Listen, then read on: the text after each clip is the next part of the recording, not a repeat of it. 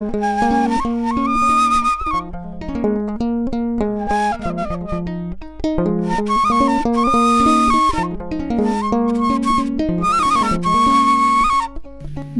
አብ ወወልድ ወመንፈስ ቅዱስ አሐዱ አምላክ አሜን።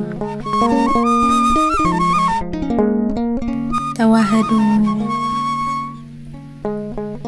የአምላክ ስጦታ የጥንቲቱ እምነት ሁሉንም በሁሉ የያዘች ሃይማኖት ከቃሉ ሳትወጣ ከትእዛዛቱ ስንቱን አብቅታለች ለክብር ለመንግስቱ።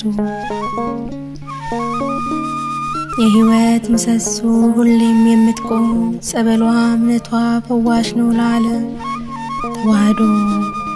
ተዋህዶ ብቻ እንከን የሌለባት ዘላለም የምትኖር ጽኑኛ እምነት የነቢያት ጽናት የሐዋርያት ትምህርት ይፈልቃል ከውስጧ የጌታ ታምራት የክርስቶስ ስብከት ፍቅሩ መሰረቷ በደሙ የገነባ ሥርዓተ ጉልላቷ ሆኖላት አጸና እስከዚህ ዘመን ገና ያኖራታል እያየ በዓይን ስጦታ ሰጥቷታል እናቱን እንደናት በዮሐንስ በኩል እኛም ተሸልመናት አላፍ መላእክት ሁሌ የሚጠብቋት የቅዱሳን ምልጃ ፍጹም ሳይለያት ታምና ትኖራለች በፍቅር በጽናት ይህቺ ተዋህዶ ነች የማትጠፋና።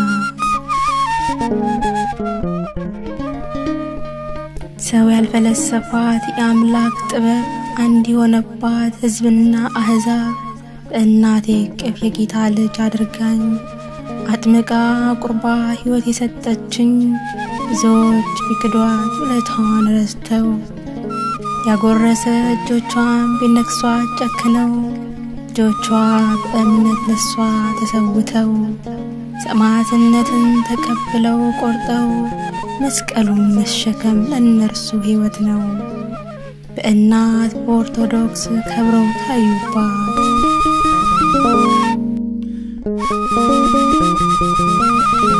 ቃሉን ስናነበው ይህ ሊሆን ግድ ነው እውነተኛይቱን የሚመሰክር ነው። እስቲ ይሁን ግድ የለም ለጌታ ትቻለው ትንቢቱ የሚፈጸም መምጫውም ቅርብ ነው።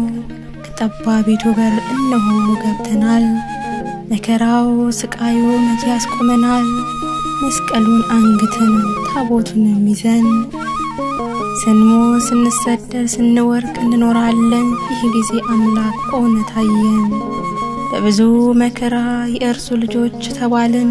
ጸንተን ደግሞ እንቁም በሃይማኖታችን እንማር እንመስክር ኋላ ሳይፈረድብን ሁሌም ማትጠፋ ማትታደሰው የሰጠ አምላክ ነው አይደለም ከሰው።